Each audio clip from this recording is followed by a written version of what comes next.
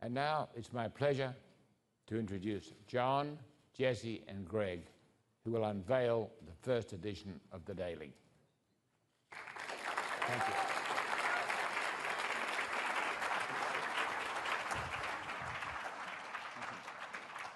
Thank you, Rupert. Good morning, everyone. I'm John Miller. I'm joined by Jesse Angelo, editor of The Daily, Greg Clayman, the publisher. Greg is driving today's presentation. It is not a demo. These are live production bits. 6 months ago, when Rupert challenged us to find a new way to marry journalistic expertise that runs deep in News Corp with all that technology offers, we knew that we had both a tremendous opportunity and a whole lot to figure out. So we've taken a fresh look at what it means to tell a story. And we thought, how do you create a new news brand that is truly distinctive? Certainly the voice matters. You have to have a wonderful and distinct editorial voice. But we also thought a true new look, a visual style that was tremendously impactful would be key to everything that we did. So we think we've developed that, and we're going to show you that today. Jesse will now reveal The Daily. Thanks, John. Ladies and gentlemen, The Daily.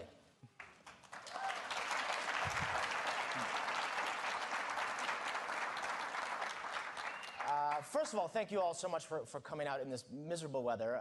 We appreciate it. We're very, very excited about today. We're very excited to launch.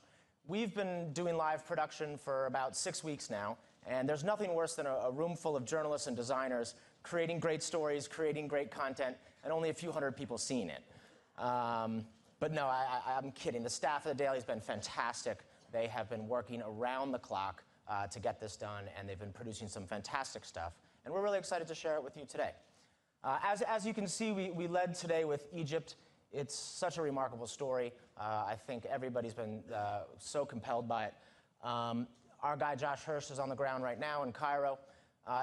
Aside from the obvious historical import, it's the kind of story that really is cater-made for The Daily. The pictures that are coming out of there are amazing. The video and the audio are incredible. And the versatility of the iPad allows us to choose which media is the most compelling way to tell a story. And we do that. We sit in the news conference every day and we say, what's the best way to tell this story? Sometimes it's going to be pictures and text. Sometimes it's going to be animation or touch interactive graphics. Sometimes it's video. And we've built a newsroom to do that. We have people from television backgrounds, we have people from newspapers, people from magazines, people from across the digital sphere. And they're working hand in hand with designers and developers.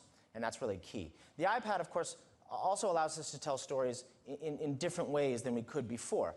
360-degree photographs. We love them. They look great. And when you can have the user interact with the photograph and move their way around through it, you create a really cool, immersive experience. It's a different way to consume media. It really engages you. We can put audio behind these so that people can also listen to what's going on. And we're going to do these editorially every day. We're out there taking pictures. HD video. Video looks incredible on the iPad. We all know that. This is a series we've done called Americana, just some fun slices of life from out there on the highways and byways of America. This is actually about Angola prison and prisoners there making toys for children. You're able to change people's lives by refurbishing bikes and giving them to kids that maybe will never have that. They're changing mine at the same time. It's a two-way street, you know. You don't get something without doing something else.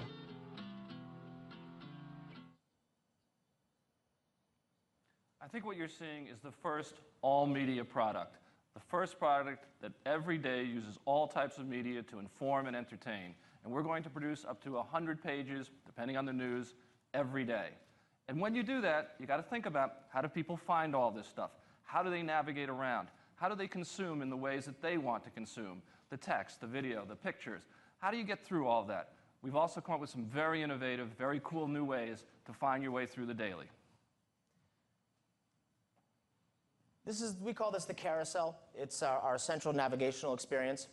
All of these tiles represent stories. All the stories in the issue are represented visually. If you're interested in a story, you hit a tile and it pops up and you can read the story. You can then, of course, just swipe through pages like you would any newspaper or magazine. But in the carousel, there are also some different ways to consume the media. Down here is a control panel. So if you push the autoplay button, the tiles will just animate past one after another. So you can just leave it on your stand and browse it. The shuffle button will automatically bring up stories you haven't read yet.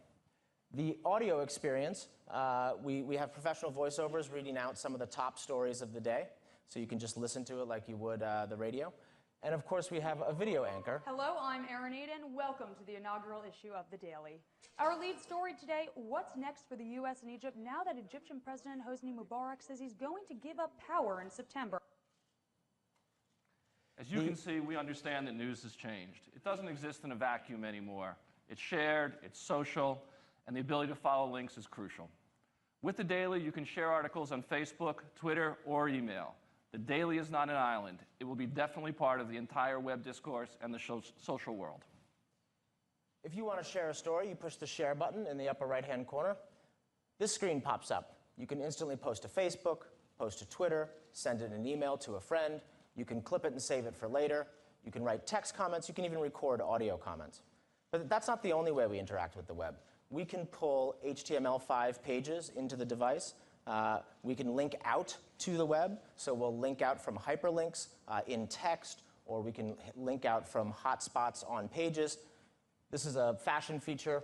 You can pull up the designer's website and learn more about the things the woman is wearing or buy them. Here's a television review. There's a link out to IMDb if you want to go to IMDb and learn more about the cast and the characters as well if you want to read it. Obviously, the Twitterverse has changed how we communicate. It's changed how content is shared. We've built components to bring Twitter feeds directly into the application. So for this is a gossip item about Lily Allen and Elizabeth Hurley, and their Twitter feeds can come directly in. That way we can let the stars speak for themselves, but of course we can do this for any trending topic or a hashtag, whatever we want. It's another way we think we can bring the power of the web into the machine. Now, anyone who has an iPad is almost by definition obsessed with apps. So we have an apps and games section, complete with reviews, ratings, and a direct link right into the Apple Store. Another thing people love about the iPad is the tactile nature, how you can use your hands and your fingers.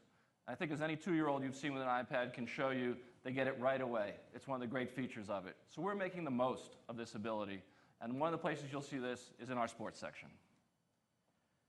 Touch interactivity and animation are great. They're so fun. It's a way that we can really bring stories alive. It's a way we can have a good time. This is a Super Bowl timeline that's in today's issue. You can touch on the games and see every game through history, a synopsis of what happened and pictures.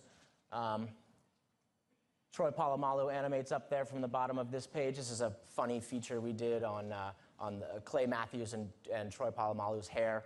And of course, the hotspots. You push and you get little bullet points from there. This is the way you can really begin to create different kind of content with the iPad. For sports fans, we really think this is the showstopper.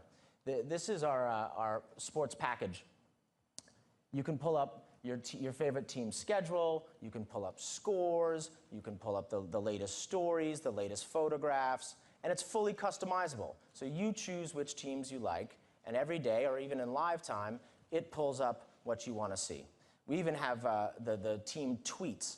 We went through each team and found all the players' Twitter feeds and the teams themselves and put those together so you can actually follow them that way if you'd like as well. Now, The Daily is publishing every morning, and it's delivered directly to you on the iPad. Updates will be throughout the day whenever the news warrants, and we can break into the app for breaking news at any time. As Rupert said, it's just 99 cents a week, and we have many special promotions in mind. Stay tuned in that regard. We want to thank Verizon, because the first 2 weeks are free, courtesy of Verizon. And we also have some other launch partners I want to thank: HBO, Land Rover, Macy's, Pepsi, and Virgin Atlantic. I want to thank everybody here for coming out in such a beautiful day, which, checking the Daily's weather page, we can see that tomorrow will be a little better. It's going to go up to 30 degrees and only partly cloudy. Then we get more snow. Quite the winter here in New York. I also want to thank Jesse, Greg, the team that worked on The Daily. Give a shout out to John McKinley and the technical team who really put together a spectacular product here. When you leave here today, we will be going live at noon. You will be able to download The Daily right after this. And now what I'd like to do is introduce our friend from Apple, the Vice President of Internet Services, Eddy Cue. Eddie? opportunity. Thank you, John. We are thrilled to be here today to help Rupert and News Corp launch the industry's first national daily news publication built from the ground up for the iPad. Now, in less than a year, the iPad has defined a whole new category of mobile device, and it's become wildly popular, having sold over 15 million. Today, there are over 9,000 news apps available for customers of the iPad, the iPhone, and the iPod Touch, and it's already become an important medium. iPad customers are huge consumers of news. As a matter of fact, over 200 million news apps have been downloaded so far. Now, from the first day that we met with Rupert and his team, and they shared the vision for the Daily, we knew they were going to redefine the news business. Rupert has built an amazing team made up of obviously reporters, editors, designers, along with bringing News Corp's powerful resources from print to TV to the web to create something new. And you just got a glimpse of what reading the Daily is like. I've been lucky enough to have been using it for the last 2 weeks, and I can tell you that it's amazing. It's incredible to believe that something of this production value can be done every single day. When you look at the photos, they are just stunning. The 360 degrees makes you feel like you're standing right there. The HD videos let you watch the news as it happened. And you can even personalize it. So you don't have to live in Wisconsin to get the Green Bay Packers as your home team in your paper. And of course, it's interactive. It lets customers really experience the news that they care about most. Now, as was said, iPad customers can download the Daily starting today. And we've included a whole new subscription billing that's as easy to use as one click. You'll be billed weekly at 99 cents or yearly at $39.99. It's your choice. We couldn't be more excited to be here for the launch of the Daily. They have put a great deal of thought and creativity into this news product, and we think iPad customers are really going to embrace it. So thank you very much. And John?